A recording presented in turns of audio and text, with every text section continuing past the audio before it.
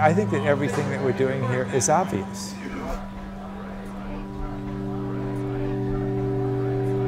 It's like Einstein said, it was easy to discover the theory of relativity. All I had to do was ignore a few basic axioms.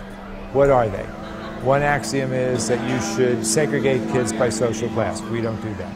You should segregate those who are trained to use their heads from those who are trained to use their hands. You should segregate those who are going to college from those not going to college. You should segregate the school from community, like the old citadels from the 1200s. Those are really old notions, you know. And so we just basically ignore all those things. And that's why when people say, oh, well, I don't know if we could do this, and well, it's a question of will.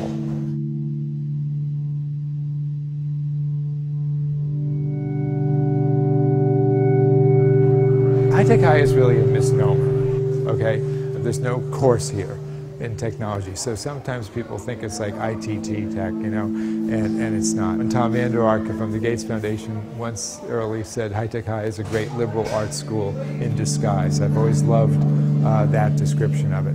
No, the purpose of technology is that they're tools, and the carpentry teacher in me feels that tools are sacred, and camera is a tool, just like a hammer is a tool, or a vice grip or anything else, and they're really great things to know how to use, because when you know how to use them, you can make things and do things and demonstrate to people.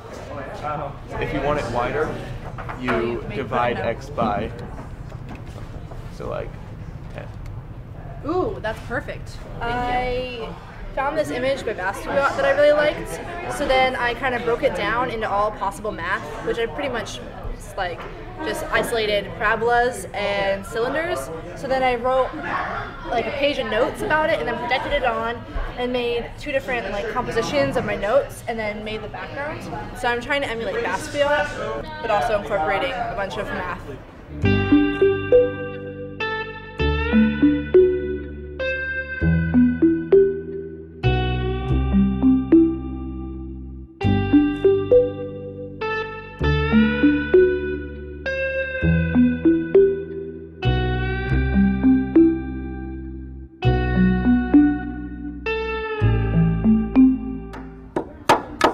Part of the proposition is this is a place where you're going to find out who you are. And art, of course, is a really great way to do that. So if you think about the history of the United States over the last 100 years, every time the country gets in trouble, there's an investment in science, technology, engineering, and math. It happened in the 1880s, it happened in 1917, it happened in the 30s, it happened with Sputnik, it happened with GI Bill, and it's going to happen again right now because of the circumstance we're in. The downside to that is that there's an emphasis on science, technology, engineering, and math to the detriment of the arts. For us, we just say, oh, science, technology, engineering, and math, fine. That's what everyone wants to focus on. We'll give it to you. But we're going to load it up with art and design and conceptual work that kids do, because actually engineering and art are integral. Like standing on it. Yeah, it'll work once we have our turning group.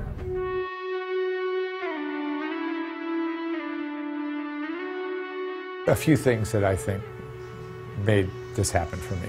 One of them was I was a single unmarried dad in law school in my early 20s, and with a toddler, and I supported myself as a carpenter, and right after law school, to my mother's chagrin, I got a job teaching carpentry to working class kids at the height of desegregation in the Boston public schools.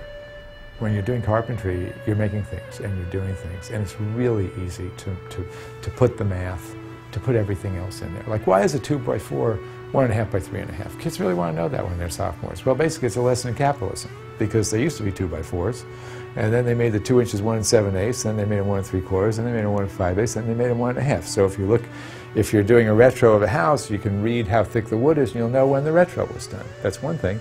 And then kids will say, well, why do they still call it a 2x4? So that's capitalism. You get more of them out of a tree. They call it a 2x4, but it's 1.5 by 3.5.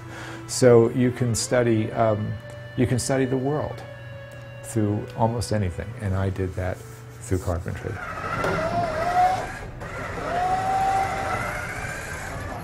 It takes about 6 weeks to build the robot. We don't just build the robot, we also compete as far as competition goes. Everything that we do, we put it all into a document, and we stand in front of the judges and say, look at us, this is what we do, this is, you know, these are our achievements, and we kind of like try and say, you know, like, we're the best, and this is, we want you to recognize that. We've had a 1,000% increase in girls this year, which was really cool. It's a really enjoyable thing, and it's great because it involves us in the community as well. When you're in carpentry class or in automotive class or whatever class, you feel like you're doing, oh, this is what adults do. Now I'm finally in an adult milieu, and so they've got purpose, they've got reason. That's what's kind of lacking in other settings. Then it's our obligation to get the math and the biology, you just pack it all in there because now you've basically got their attention. So you, essentially, you just start with them. For me, construction, when I was doing inner city work, was really about urban planning high school, where kids are not specifically trying to become carpenters, but rather looking at the vast unmet needs within their own community, just like urban planners or community activists would, looking at the underutilized resources in their own community, and then using the school and the carpentry class, for example, as a fulcrum, where we're marshaling underutilized resources to meet unmet needs. So no, it's a social change agenda that you really get from doing this type of work. It's not about narrow skill training for specific occupations. It's not asking a 15-year-old to mispredict what they're going to be doing as an adult, because they don't know. 100 years ago, maybe they did. If someone had told me when I was 15 that I would be spending my adult life in high schools, I would have ended it right there.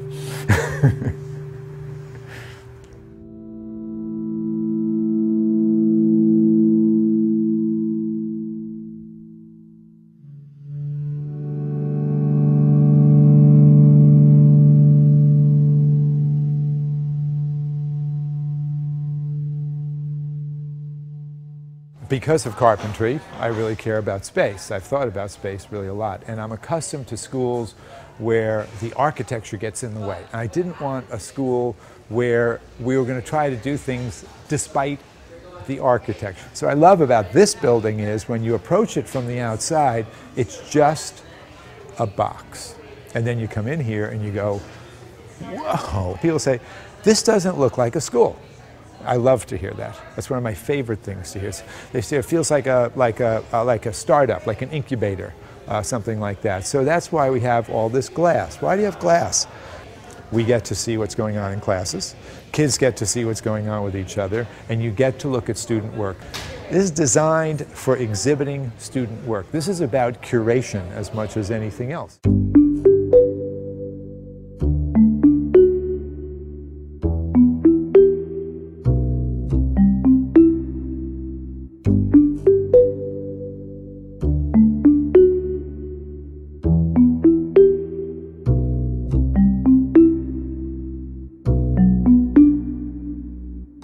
So having kids present their work regularly gives us a benefit. And the benefit is that we all look at the work that the students did and say, oh, that was really good work.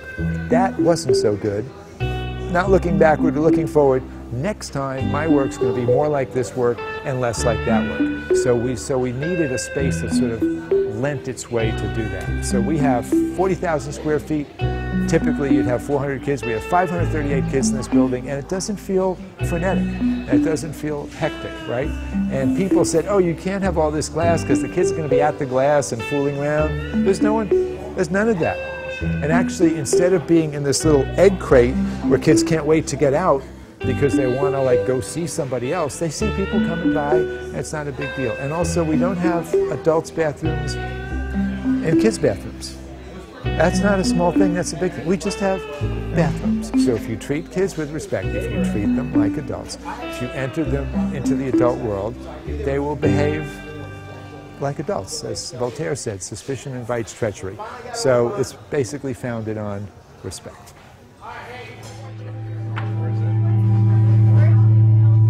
People always say, oh yeah, but this is really great, but would it just work with disadvantaged kids? And I say, well, what makes it easier for us and would make it easier for our country if we honored Brown versus Board of Education and we really had integrated schools. It's as advantageous for my kid to be with kids who are disadvantaged here as it is for kids who are disadvantaged to be with my kid. And that's what it takes to create a society. That's the point of creating it. That's when Jefferson said, the purpose of public education isn't to serve the public, the purpose of public education is to create a public.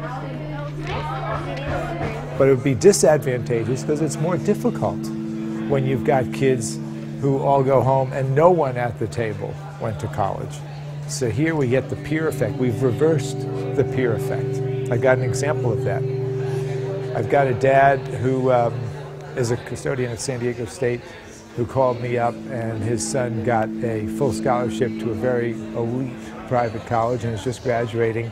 And he called me up weeping a little bit and said, remember what you told me when my son first came here 8 years ago? And I said, what was that? He said, you told me that he was going to be going to college. And I asked you what I needed to do. And you told me nothing. And you told me that we'd reverse the peer effect.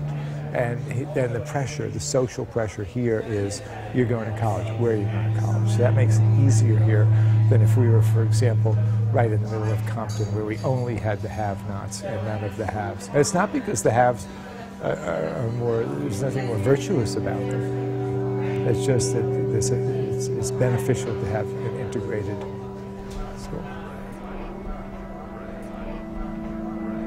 I think that public education is our most precious public institution.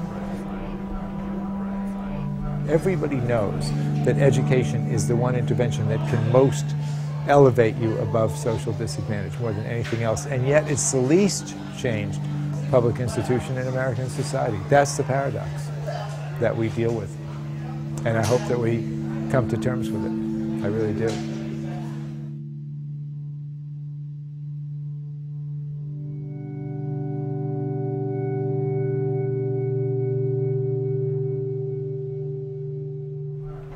We need to be evocative. We need to be midwives with teachers and find out how they learned in high schools, what were their most memorable learning experiences, draw that out of them, ask them to write it down on a piece of paper. It was a project, it had a mentor, it involved community, there was risk of failure, there was recognition of success, there was a public exhibition. Well, this didn't come from the central office, this didn't come from the state legislature. We just asked you how you learned best, and you are describing precisely what we think would be a really good idea. How, respectfully, I would like to ask you, does this comport with the way that you teach?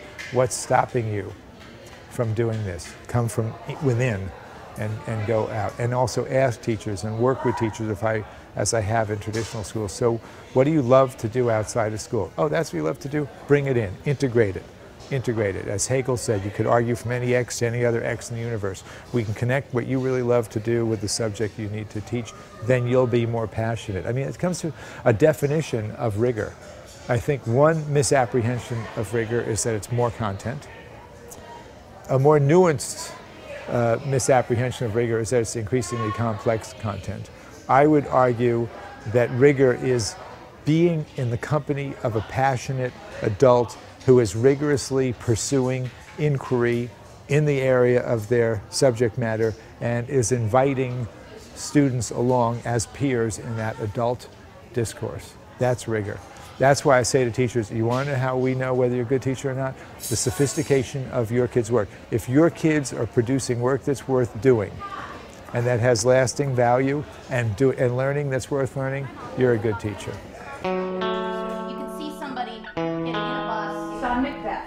I want kids behaving like an actress, behaving like a scientist, behaving like a documentary filmmaker, behaving like a journalist. Not just studying it, but being like it. Because really, what is adolescence but trying on new roles and sampling new identities? So just giving them a chance to do that.